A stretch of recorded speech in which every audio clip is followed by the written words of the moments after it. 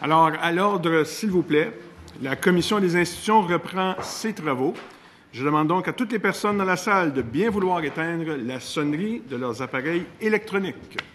Nous poursuivons cet après-midi les consultations particulières et auditions publiques sur le projet de loi numéro 62, loi favorisant le respect de la neutralité religieuse de l'État et visant notamment à encadrer les demandes d'accommodement religieux dans certains organismes. Nous entendrons cet après-midi les organismes suivants: l'Association canadienne des avocats musulmans, l'Association québécoise des Nord-Africains pour la laïcité et l'Association féminine d'éducation et d'action sociale. Monsieur le secrétaire, y a-t-il des remplacements? Non, Monsieur le Président, il n'y a pas de nouveau remplacement. Il n'y en a pas. Alors, excellent. Alors, nous poursuivons. Je souhaite donc la bienvenue à l'Association canadienne des avocats musulmans, Maître Colline Bellefleur. C'est bien ça? Oui. Alors, bienvenue à la Commission des institutions.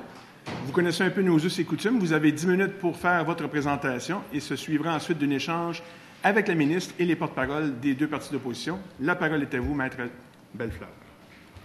Bonjour.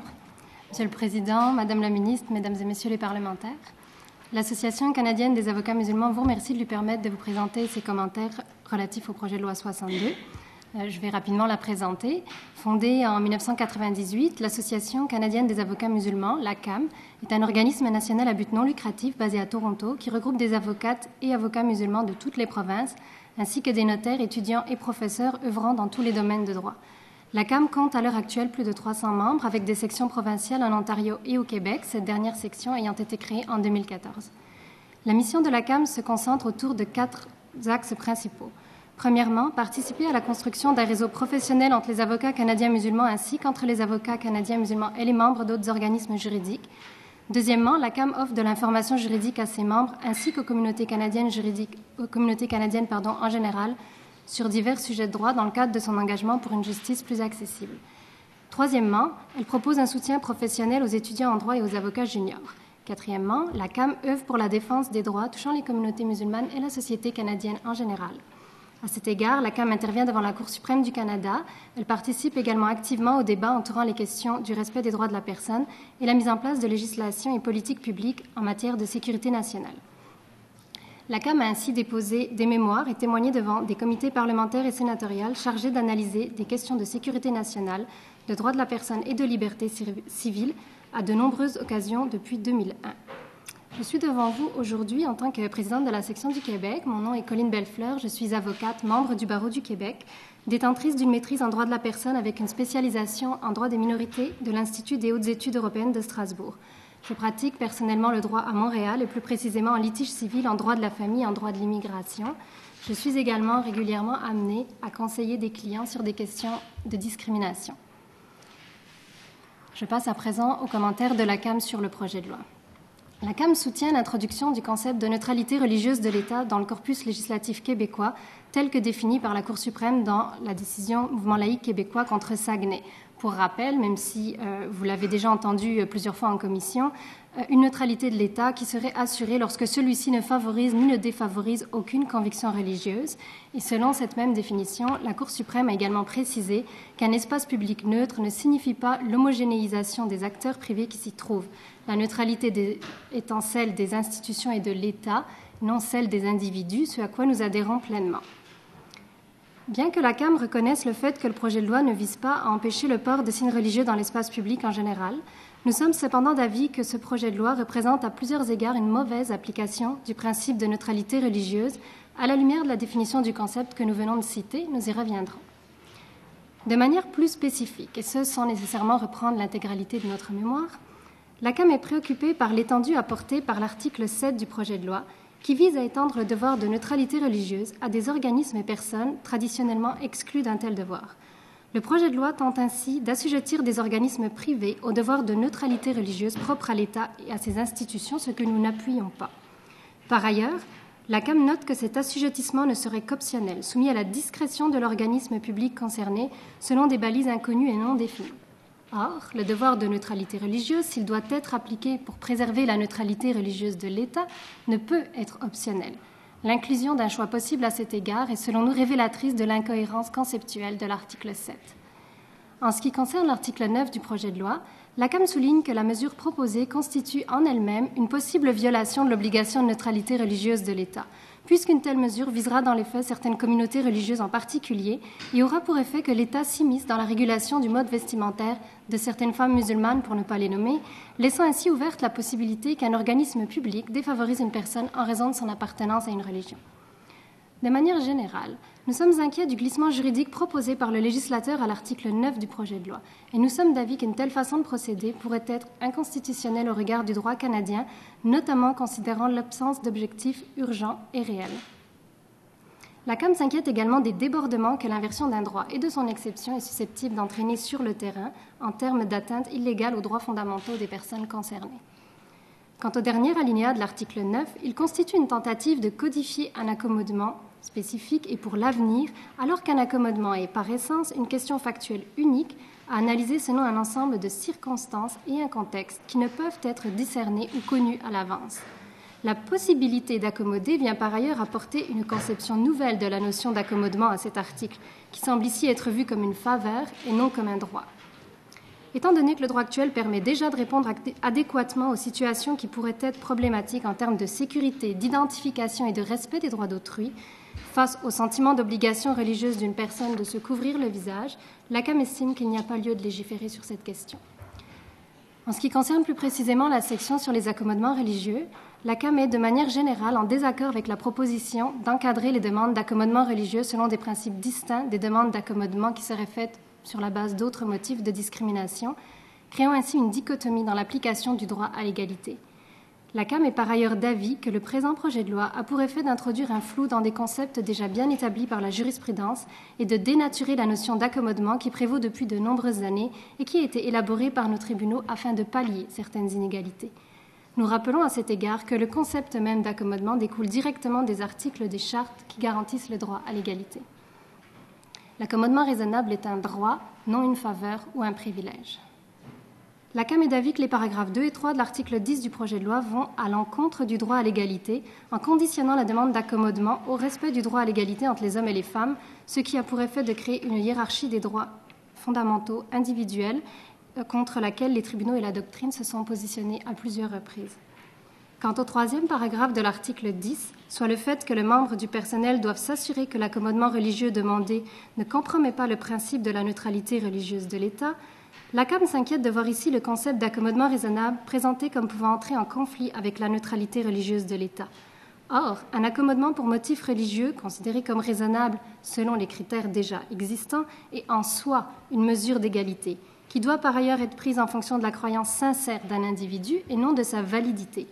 Dans les circonstances, nous ne voyons pas l'utilité d'ajouter le critère de la neutralité religieuse de l'État dans l'analyse d'une demande d'accommodement, car, sans rien apporter d'utile, cet ajout pourrait au contraire causer des incompréhensions pour les gestionnaires chargés de prendre des décisions et entraînant des effets préjudiciables importants pour les droits des personnes concernées.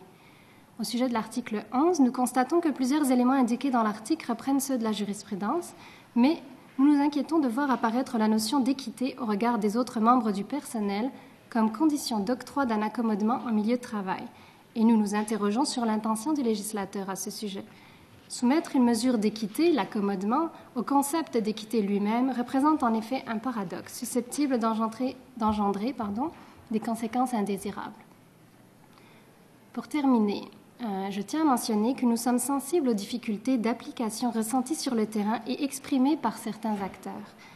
Pour la CAM, cependant, ces difficultés ne sont pas liées à des lacunes qui seraient inhérentes aux critères applicables, mais plutôt à un manque de connaissances et de formation quant à ces critères et à leur possible traduction concrète en pratique.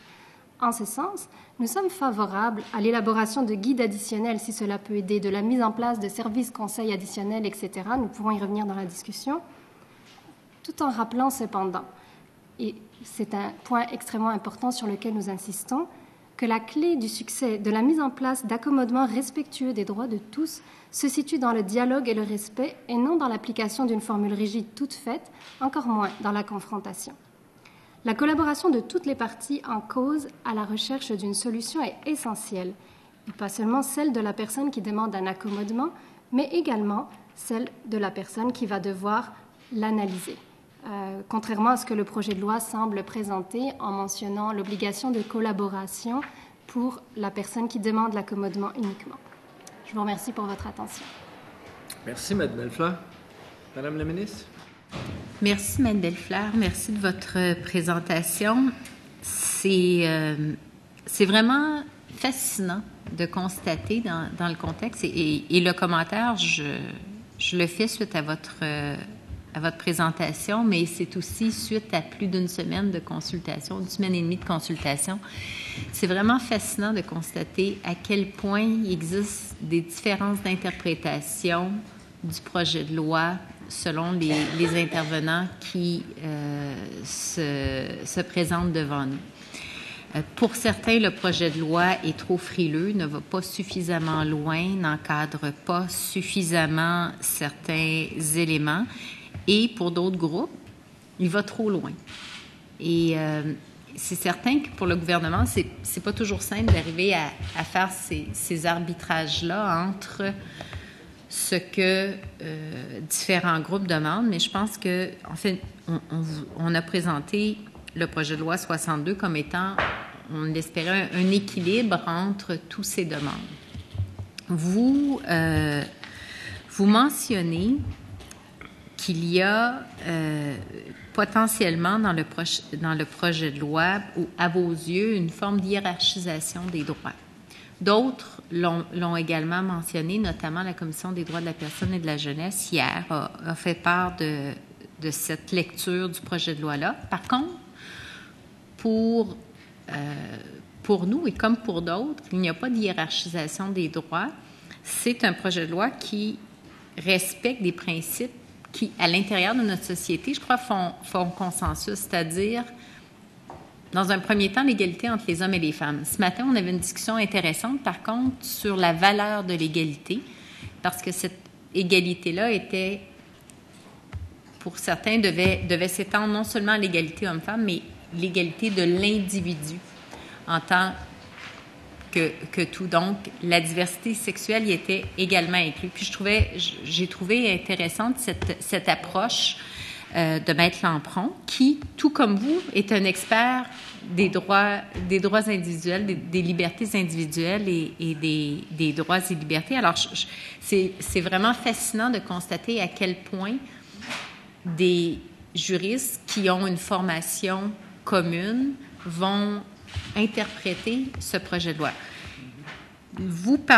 Lorsque vous parlez et vous craignez qu'il y ait dans le projet de loi une forme d'hiérarchisation des droits, je vous réfère au préambule de la Charte québécoise, je vous réfère aux articles de la Charte canadienne qui font référence au principe d'égalité entre les hommes et les femmes, c'est-à-dire qu'il s'agit dans notre société d'un principe de base sur lequel on s'entend, malgré toutes les différences qu'on peut avoir en cette Assemblée, malgré toutes les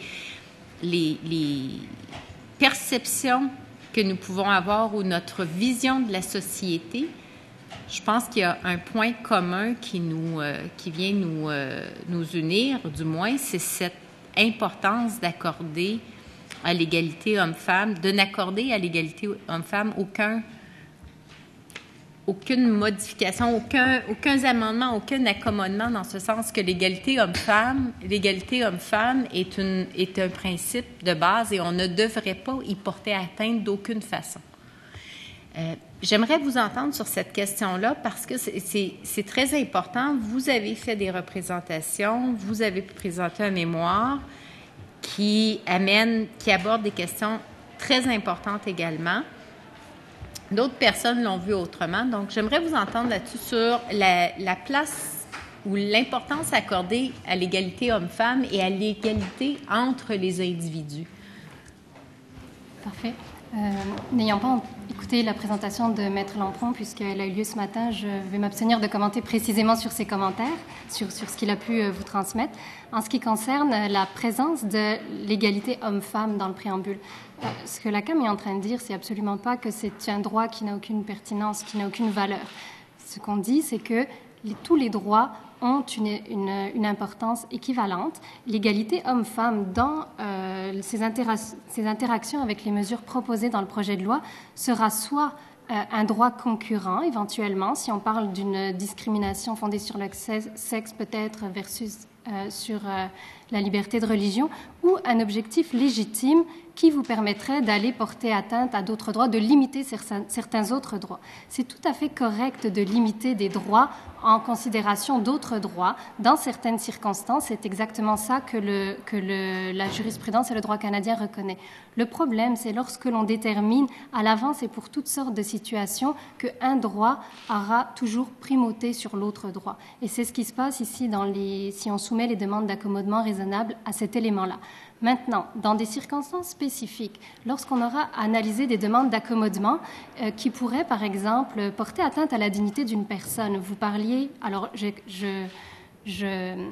j'extrapole un petit peu parce que je ne sais pas ce qu'a dit Maître Lampron, mais vous parliez de la question des homosexuels. Si une personne, en invoquant son droit à la liberté de religion, refuse de se faire servir par une personne homosexuelle, par exemple, il se pourrait fortement que ça ne soit pas, il pourrait être quasiment certain même que ça ne soit pas un accommodement qui puisse être accordé. Pourquoi? Parce qu'en face, on a une atteinte à la dignité de la personne, on a une balance inconvénient pour la société et vis-à-vis des droits individuels qui sera trop grande. C'est vraiment une question de cas par cas. Et quand on s'oppose à la question de l'égalité homme-femme comme mesure qui viendrait supplanter toutes les autres, c'est parce qu'il n'est pas possible de dire à l'avance que ce sera la solution la plus juste et la plus équitable dans toutes les situations.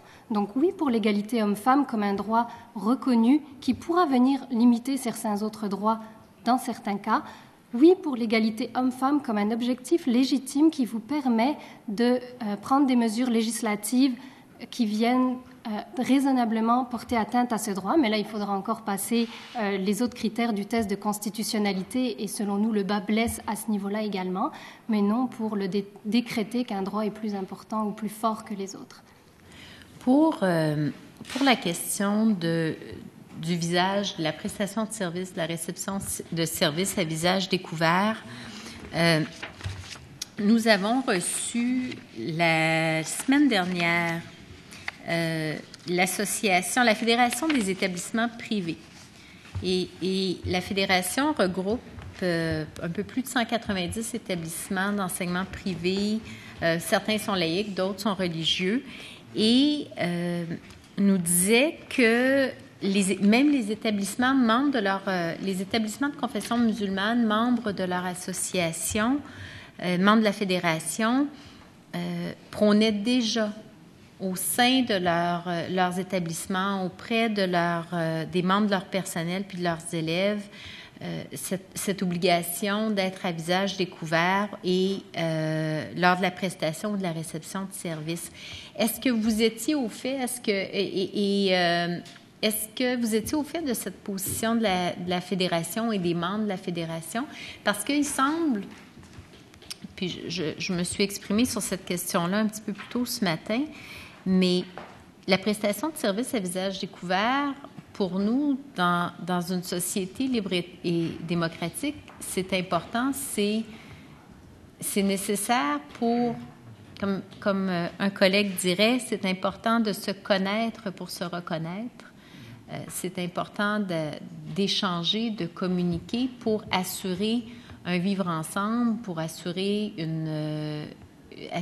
au sein de la société une saine cohésion. Est-ce que ce n'est pas important, justement, de pouvoir assurer au sein de la société une communication, un échange entre les différents intervenants qui permettra de s'identifier, d'échanger, de communiquer entre nous? Est-ce que c'est pas un élément important dans une société comme la société québécoise? Et dans un autre ordre, les établissements d'enseignement, les centres de la petite enfance nous disaient, pour nous, il est essentiel d'avoir la prestation de services à visage découvert, puisque la communication, surtout avec les tout-petits, la communication non verbale, elle passe beaucoup par l'expression du visage, elle passe beaucoup par le sourire, le regard, et donc c'est une partie essentielle même de l'enseignement, de l'accompagnement d'un jeune à travers son apprentissage. Belfleur? Concernant la première question sur le fait que, selon la Fédération des établissements privés, il y a des règlements qui impliquent que les prestations doivent être faites à visage découvert, je ne sais pas si ça s'applique en totalité pour tous les établissements musulmans. J'ai effectivement également écouté la prestation de la Fédération. Le fait que je comprends que ce type d'éléments ou de déclarations vous rassure quant à la position et le climat politique par rapport aux mesures que vous prenez. D'un point de vue juridique, le fait qu'il y ait une mesure comme ça, qui par ailleurs n'a jamais été contestée, cette mesure pourrait être déclarée inconstitutionnelle, peut-être, si quelqu'un décidait de la contester, contraire aux chartes, excusez-moi. Si on a un consensus de la majorité qui décide que oui, c'est correct d'exiger le visage découvert, cela ne veut pas dire que ça respecte les droits fondamentaux. On pourra toujours avoir un consensus de la majorité pour une minorité, pour ce qui concerne une minorité. On pourra toujours avoir un consensus de la majorité pour des éléments, des personnes qui pourraient être concernées dans l'avenir. Ce n'est pas un critère, ce n'est pas suffisant pour permettre à une mesure législative de remplir le test constitutionnel.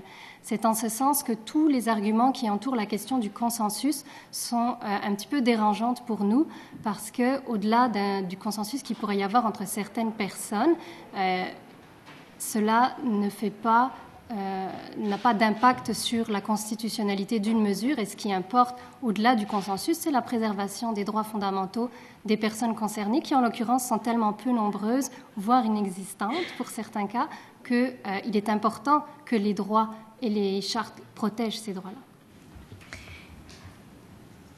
Vous faites état également dans votre mémoire, vous indiquez qu'il y a, par l'encadrement des demandes d'accommodement religieux, le projet de loi vient introduire un flou dans des concepts qui sont déjà établis par la jurisprudence. J'aimerais vous entendre parce qu'on a entendu également de la part des groupes que cet encadrement-là, ces balises-là étaient importantes pour les gestionnaires, pour ceux et celles qui recevaient au quotidien des demandes d'accommodement parce que, et on l'a entendu, nos enseignants, nos gestionnaires ne sont pas des juristes. Ils ne sont pas familiers avec les décisions avec les décisions de la Cour suprême, avec les décisions des tribunaux des droits de la personne. Nos gestionnaires ont besoin de repères et, à défaut de repères, c'est ce qui amène éventuellement à une judiciarisation des dossiers où on a pu trouver ce terrain d'entente, ce juste équilibre entre la demande qui est formulée et la réalité vécue par l'employeur ou par le gestionnaire. Donc, j'aimerais que vous précisiez cette question du flou, puisque pour bien des organismes, il est nécessaire de venir donner ces grandes lignes directrices et donner des guides d'ailleurs, pas plus tard qu'en septembre dernier. Je pense que c'était la présidente de la commission scolaire de Montréal qui nous disait et qui disait, nous attendons, nous avons besoin de guides, nous avons besoin de directives, puisqu'il est difficile pour les gestionnaires de répondre aux demandes qui nous sont formulées. Et puis ce matin, on apprenait que la commission scolaire avait reçu dans la dernière année que de la part de ses employés, plus de 500 demandes qui ont été traitées. On ne dit pas qu'il s'agissait de 500 demandes problématiques, mais il y a quand même un volume important de demandes. Et pour certains, la mise en place de lignes directrices est très importante pour éviter des malentendus, pour éviter des interprétations erronées et éviter des judiciarisations qui ne sont pas nécessaires. Alors, sur le fait d'introduire des critères et des balises, ce n'est pas ça qui pose problème. Si le législateur décide de codifier des critères qui existaient dans la jurisprudence, c'est son droit le plus strict. Notre souci, c'est que le législateur ajoute des nouveaux critères et change de ce fait la structure même du raisonnement qui sous-tend les accommodements. Ça, c'est le premier point. Maintenant, concernant les manques de repères, je voudrais premièrement souligner que plusieurs groupes ne sont pas présentés en commission parlementaire pour ce projet de loi-là, alors qu'ils avaient déjà eu l'occasion de se prononcer sur des dispositions similaires, et notamment dénoncer qu'ils n'avaient pas vraiment de problème de demande d'accommodement. La commission scolaire anglophone est également venue vous dire qu'elle n'avait pas de problème concernant les demandes d'accommodement qui pouvaient lui être faites. Donc, à nuancer simplement par rapport aux soucis que ça pourrait entraîner sur le terrain. Ceci étant dit, je n'ai aucune raison de remettre en question ce que disent d'autres gestionnaires et d'autres représentants. Mon point étant que la question qui pose problème ici, c'est le manque de connaissances et le manque de formation des accommodements. Lorsque j'entends des représentants venir ici dire qu'il faudrait s'assurer qu'une demande d'accommodement se fasse à coût zéro, qu'elle se fasse sans compromis aucun de l'employeur, lorsque j'entends des représentants d'organismes venir dire ici qu'il faudrait des balises pour permettre de déterminer la validité de telle ou telle croyance en fonction d'une religion, le message que ça m'envoie, c'est qu'il y a un problème de compréhension du concept même de l'accommodement. Donc, le mot d'ordre et la solution, c'est la formation, le soutien, le conseil, la mise en place de services d'aide pour ces personnes et également, concernant la notion même d'accommodement, je voudrais souligner que plusieurs organismes laisse transparaître un désaccord avec le mécanisme d'accommodement tel qu'il apparaît, tel qu'il existe aujourd'hui. Alors, il y a aussi une différence à faire entre je ne comprends pas ou j'ai du mal de bonne foi à appliquer ces accommodements parce que je suis mise en face de situations délicates et je ne suis pas d'accord avec les critères des accommodements qui existent, ils m'irritent. Et je n'ai pas vraiment, au fond de moi, envie de les appliquer ou de faire un effort pour les appliquer. Deux cas de figure différents qui seront résolus l'un et l'autre par les questions de sensibilisation et de formation des acteurs sur le terrain.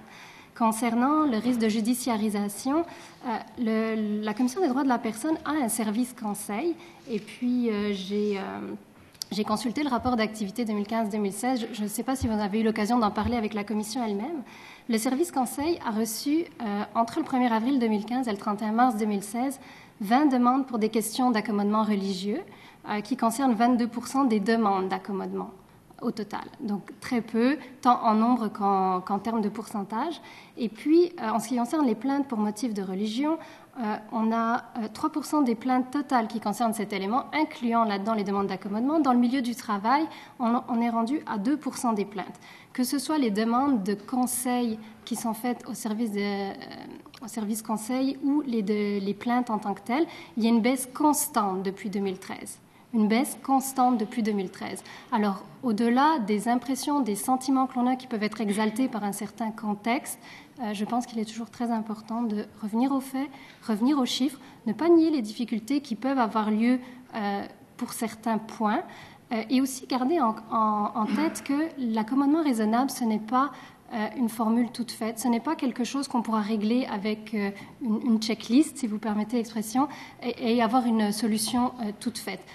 On parle de droits fondamentaux, on parle de questions sensibles. Donc oui, il faut s'asseoir, il faut prendre le temps de réfléchir, il faut prendre le temps de consulter si nécessaire pour prendre une bonne décision. Je ne dis pas que ce sont toutes des décisions rapides à prendre ou extrêmement faciles à prendre, mais ce que je dis, c'est que nous avons les éléments, nous avons les outils et il manque juste d'ajouter la connaissance, la formation et la collaboration de tout le monde pour que le système actuel fonctionne mieux, disons.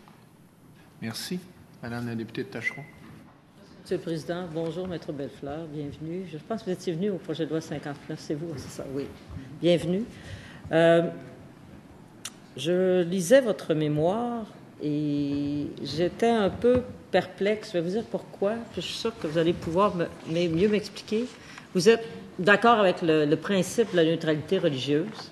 Vous le dites d'ailleurs en conclusion, on est d'accord avec l'introduction de la neutralité religieuse. Mais je regarde les articles avec lesquels vous êtes d'accord et ceux avec lesquels vous n'êtes pas d'accord, vous nous mettez en garde et vous semblez... j'ai l'impression qu'on accueille la neutralité religieuse de l'État et le devoir des fonctionnaires d'être neutres, mais qu'ensuite, quand on fait la mise en opération, service à visage découvert, accommodement religieux, patrimoine culturel, vous êtes contre. C'est comme si le principe allait exister, mais que l'opération, la mise en œuvre de cela, vous êtes contre. C'est parce que ça marche. À mon avis, j'ai un peu de difficulté à concilier ça. Alors, ma question, en fait, ma question de réflexion, évidemment, vous n'êtes pas obligé d'y répondre. Quel est le lien entre le fait d'interdire à un fonctionnaire de se couvrir le visage et la neutralité religieuse? Quel est le lien réel? Au-delà du rapprochement thématique, on parle de religion ici, on parle de religion ici. Ce qui importe, c'est que le fonctionnaire ne favorise pas ou ne défavorise pas une personne lorsqu'il rend le service. Le fait d'avoir un élément qui identifie une personne à une religion ne dit rien sur les opinions de cette personne, ne dit rien sur ses positions qu'elle pourrait avoir vis-à-vis du service qu'elle rend ou qui pourrait influencer son système de valeurs ou l'interaction qu'elle aurait avec le public. En ce sens, c'est déjà un problème. Concernant l'article 9, nous disons que ça va contre l'obligation de neutralité religieuse de l'État parce que, même si on ne mentionne pas à cet article une religion en particulier, dans les faits, cette mesure vise spécifiquement et uniquement une certaine religion, un certain membre de cette religion, disons, à l'intérieur. Alors, d'autres personnes sont intervenues, qui sont venues avoir le même commentaire. Toutefois, je le dis sincèrement, comme je l'ai dit aux autres personnes, c'est assez difficile de comprendre qu'un fonctionnaire de l'État ne donne pas un service à visage découvert. Ceci dit, là, c'est assez difficile à comprendre. Nous, même l'exception, on ne la voit pas là. Quant au service rendu, au service demandé, on peut peut-être en parler, mais au service donné, c'est assez difficile de comprendre comment on peut justifier qu'une personne puisse ne pas vouloir avoir le visage découvert pour donner un service. Le visage est un mode de communication. Ça fait partie de l'humanité. C'est par le visage que se transmettent les sentiments, les impressions, le refus, le non-verbal.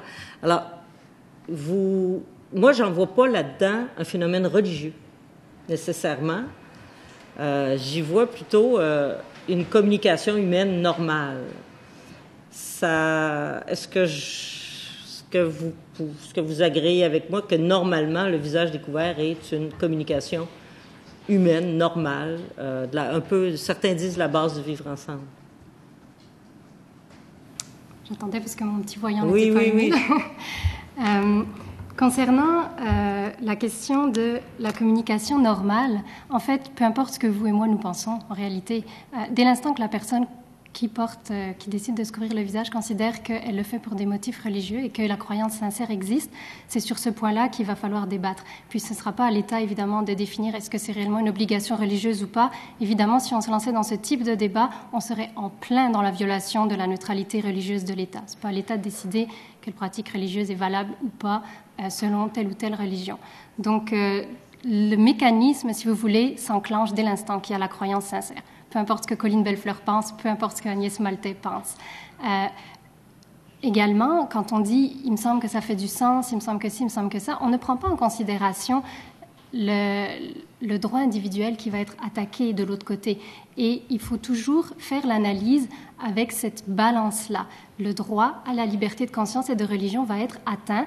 Et ce qu'on dit, c'est qu'une interdiction généralisée, sans prendre en considération des cas particuliers. Je ne dis pas que dans certains cas, ce ne serait pas justifié. Il faudrait voir selon des faits précis de certains cas. Mais une interdiction globale n'est pas justifiée. Le niveau de communication, peut-être qu'on préfère voir si la personne est de bonne humeur ou pas le jour où elle nous parle, mais en dehors de ça, il y a la parole, il y a tous les autres aspects du non-verbal qui ne sont pas le visage, il y a le discours, évidemment, le contenu du discours. On a beaucoup d'éléments qui nous permettent quand même d'interagir. Je ne sais pas en réalité si vous avez déjà eu l'occasion d'interagir avec une personne qui se couvre le visage. Vous pourriez vous rendre compte que vous êtes tout à fait capable de la reconnaître, si vous la connaissez, de savoir si elle plaisante, de savoir s'il y a du sarcasme. Donc, il y a aussi une question un petit peu réaliste à envisager ici. Et puis, encore une fois, je ne dis pas que dans certaines circonstances, ce ne serait pas justifié et légitime, mais généralement, non. Et dans R contre NS, là où on parle du niveau de communication requis, on l'analyse en fonction de faits très précis, du droit à l'accusé à un procès équitable. Donc, c'est vraiment quelque chose qui devrait être pris dans un contexte précis, pas dans l'abstrait comme ça. On aimerait bien voir la personne. Ça me semble pas juridiquement assez fort comme... C'est peut-être pas juridiquement fort, mais ce que je comprends, c'est que pour vous, c'est à la personne à ce moment-là qui recevrait le service de faire l'effort de comprendre ce que l'autre fait, puisque le visage est couvert et qu'on n'a pas accès à ce mode de communication qui, croyez-moi, quand on parle que c'est l'État qui vous représente, je suis incapable de concevoir que la personne qui me donne un service ait le visage volé. Moi, j'ai beaucoup de difficultés. Peut-être qu'en droit, ça existe, mais à ce moment-là, nous, comme législateurs, on a le droit de changer aussi la Charte des droits et des libertés pour en arriver à mieux se comprendre et à mieux se connaître. Et je pense que là, on est dans des questions de vivre ensemble aussi. On n'est pas seulement dans des questions de droit, là, dans des questions de vivre ensemble. La question que je me pose aussi, parce que c'est ça, vous êtes service à visage découvert, vous avez beaucoup de réticences. Accommodement raisonnable, vous avez beaucoup de réticences. Patrimoine culturel, beaucoup de réticences. J'ai l'impression qu'il reste plus grand-chose de la loi.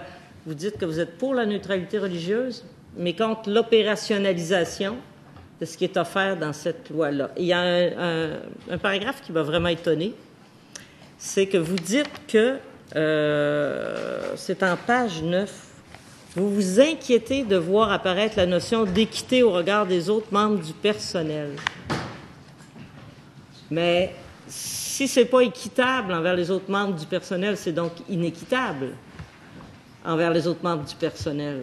J'aimerais ça comprendre ce que vous voulez dire, parce que pour moi, l'accommodement se fait, il y a une intention d'accommodement, mais qu'il y a un jugement sur l'équité avec les autres membres du personnel me semble tout à fait correct. Dans cet esprit-là, c'est souvent que le même nombre de jours de congé s'applique, que le même niveau salarial s'applique, c'est dans cet esprit-là.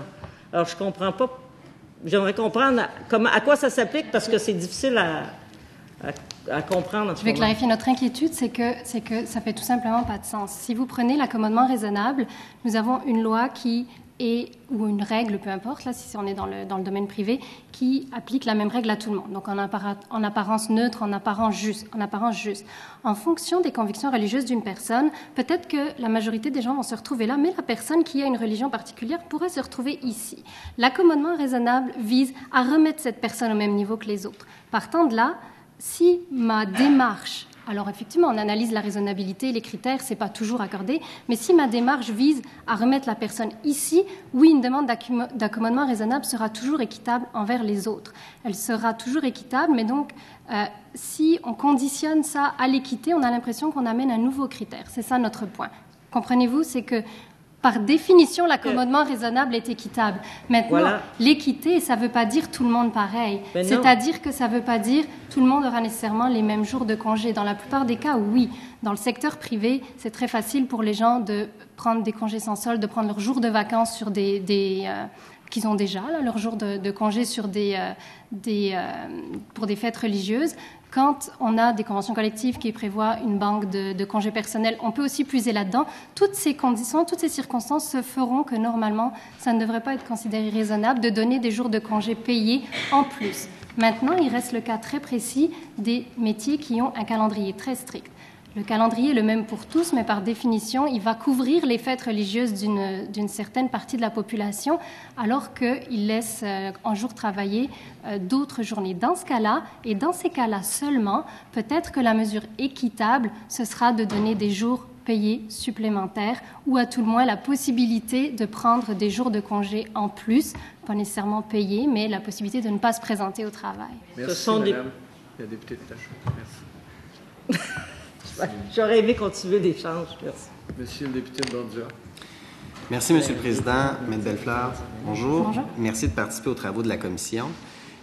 J'ai pas entendu tout ce que vous avez dit parce que j'ai dû sortir et je m'en excuse. Ceci étant dit, est-ce que vous reconnaissez le principe de l'interculturel? Est-ce que l'association reconnaît le principe de l'interculturalisme et de la possibilité pour le Québec d'avoir une tradition juridique différente de celle du Canada? Alors, on ne se positionne pas vraiment sur les choix politiques qui pourraient être faits à cet égard. Dans tous les cas, les décisions, les lois du Québec devront également être conformes à la Charte canadienne, et c'est sur ça que se base notre analyse. Pour le reste, est-ce que le Québec pourrait avoir des règles différentes? Non, tant et aussi longtemps qu'elles briment les droits fondamentaux tels que prévus par les chartes. Ça, c'est très clair. Est-ce que ça répond à votre question? Oui, bien, en fait, ce que vous nous dites, c'est vous faites une analyse positiviste du droit en fonction des chartes, de la Charte canadienne, puis en fonction de la Charte québécoise. Vous nous dites, bien, écoutez, nous, on a une interprétation rigoriste de la Charte canadienne, puis on dit qu'en vertu de la jurisprudence qui a été développée, bien, on ne devrait pas porter atteinte aux droits des minorités. On devrait s'assurer de continuer de permettre le fait d'avoir des accommodements, le fait des accommodements parfois qui peuvent être considérés déraisonnables aux yeux de la population, parce que les droits individuels doivent primer sur les droits collectifs. Est-ce que je résume bien le positionnement que vous avez pris dans le mémoire? La question de notre interprétation de la jurisprudence, c'est parce qu'on considère que c'est un bon système. On considère qu'il a été élaboré avec soin pendant plusieurs années. C'est pas quelque chose de nouveau. Les juges qui ont pris les décisions quant aux critères à appliquer, etc., l'ont fait en y réfléchissant longuement. Il faut faire très attention quand on vient et qu'on pense ajouter quelque chose de positif, parce qu'on arrive avec des nouveaux mots puis des nouveaux termes qui nous semblent corrects. Maintenant, je ne suis pas certaine de comprendre votre question droit individuel versus droit collectif. Dans ma conception, les droits collectifs, c'est autre chose que ce que vous mentionnez ici. Par contre, je comprends très bien votre question. Est-ce que, malgré qu'aux yeux de la population, ce serait pas, c'est déraisonnable, aux yeux de la population peut-être déraisonnable et aux yeux du droit raisonnable, je me range du côté du droit, clairement. Mais vous savez que le droit, on le fait ici à l'Assemblée aussi. Vous nous dites qu'on doit se ranger à la décision des juges. Et puis, on peut faire la sémantique aussi, mais ultimement, si le Parlement, et sous réserve de la Constitution, puis sous réserve de la Charte, mais il y a un rôle des élus aussi à dire dans quel type de société on veut vivre, quelles sont les balises du vivre ensemble collectif aussi. Donc, puis il y a des intervenants qui sont venus nous dire aussi en commission parlementaire, bien, écoutez, c'est possible de hiérarchiser, puis vous avez des outils législatifs. Donc, vous nous dites, écoutez, c'est très bien comme ça, donc on ne vous encourage pas à bouger quoi que ce soit.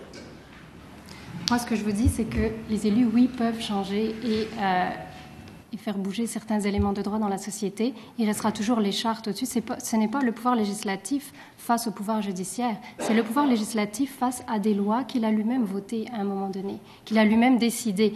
Donc, et à cette époque, on avait des raisons bien précises de vouloir protéger les droits fondamentaux et de vouloir les protéger d'une façon qui empêche justement qu'un pouvoir législatif, à un moment donné, décide de revenir sur ces questions-là. C'est en période de crise sociale que ces chartes sont le plus importantes, clairement. Je comprends. On peut faire une analyse historique aussi là-dessus, notamment par rapport à la Charte canadienne.